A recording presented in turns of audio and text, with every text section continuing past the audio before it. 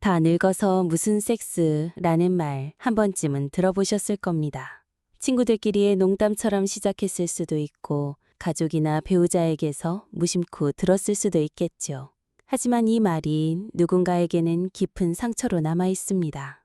성이라는 주제는 어느 순간부터 젊은 사람들만의 것처럼 되어버렸습니다. 나이가 들면 자연스럽게 사라져야 할 것처럼 취급되고 이야기조차 꺼내기 어려워집니다. 그런데 정말 그럴까요? 성은 나이에 따라 사라지는 감정일까요? 많은 시니어들이 말합니다. 욕망은 사라지지 않았다고. 문제는 몸이 아니라 사회의 시선이라는 겁니다. 누군가는 폐경 이후에도, 누군가는 발기력 저하 이후에도 여전히 사랑받고 싶고, 만지고 싶고, 안기고 싶다고 말합니다.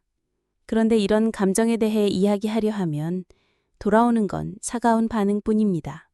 다 늙어서 무슨 그런 걸? 이라는 말 한마디에 마음의 문이 닫혀버립니다. 부끄러운 감정처럼 취급당하며 사람들은 점점 더 침묵하게 됩니다.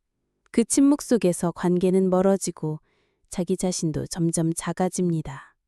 사실 나이 들어서의 섹스는 젊었을 때의 그것과는 다릅니다. 흥분도 느리게 올라오고 반응도 예전 같지 않을 수 있습니다.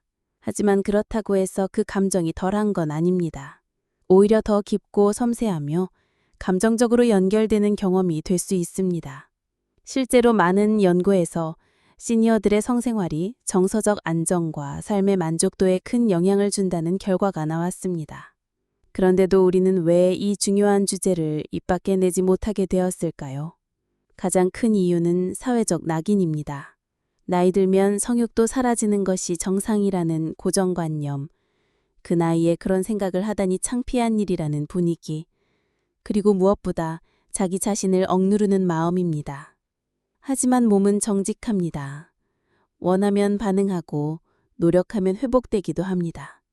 무엇보다 마음이 열리면 관계도 열립니다. 진짜 문제는 기능의 저하가 아니라 표현의 단절입니다. 60대, 70대, 80대에도 여전히 성에 대한 갈망은 존재합니다. 다만 표현하는 방식이 달라졌을 뿐입니다. 과거처럼 육체적인 관계가 주가 되기보다는 손을 잡는 따뜻함, 눈을 맞추는 설렘같이 어깨에 기대는 안정감 같은 것이 더 중요한 방식으로 바뀌는 것이지요. 하지만 이런 변화조차도 성적 표현의 한 부분입니다. 그것을 인정하지 않으면 노년의 삶은 더 외롭고 메마르게 됩니다.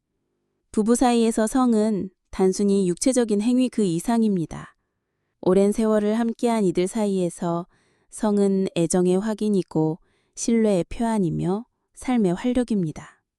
그런데 성에 대한 대화가 끊기고 서로가 서로의 마음을 모르기 시작하면 그 간극은 점점 터집니다. 말 한마디, 손길 하나에도 상처받고 오해가 쌓입니다. 나는 아직 사랑하고 싶은데 당신은 왜 나를 외면하지? 라는 마음과 이 나이에 그런 얘기를 꺼내는 게 내가 이상한 걸까? 라는 불안이 서로를 더 멀어지게 만듭니다. 그래서 중요한 건 표안입니다. 대단한 성행위가 아니라 소소한 접촉과 대화입니다. 섹스를 할 수 있느냐 없느냐보다 서로를 어떻게 느끼고 있느냐가 더 중요합니다.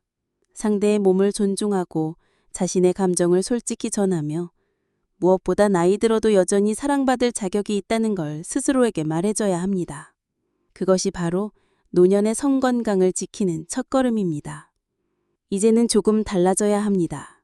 누군가의 그 나이에 무슨 성이냐는 말보다 당신의 감정과 욕망이 더 중요합니다. 더 이상 숨기지 마세요. 당신은 여전히 사랑받을 자격이 있습니다. 당신의 손길을 기다리는 사람이 있을 수 있고 당신의 눈빛 하나에 설레이는 누군가가 있을 수 있습니다.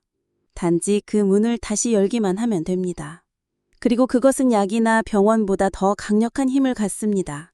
감정의 교류는 호르몬을 자극하고 정서에 안정을 주며 삶의 활력을 되찾게 합니다. 그렇게 다시 연결되고 다시 살아갈 힘을 얻게 됩니다. 그러니 이제는 누가 뭐라 해도 당신만큼은 스스로에게 말해보세요. 나는 아직 사랑할 수 있다. 사랑받을 자격이 있다. 그리고 오늘 밤 배우자의 손을 한번 잡아보세요. 그 손끝에서부터 삶이 다시 시작될지도 모릅니다.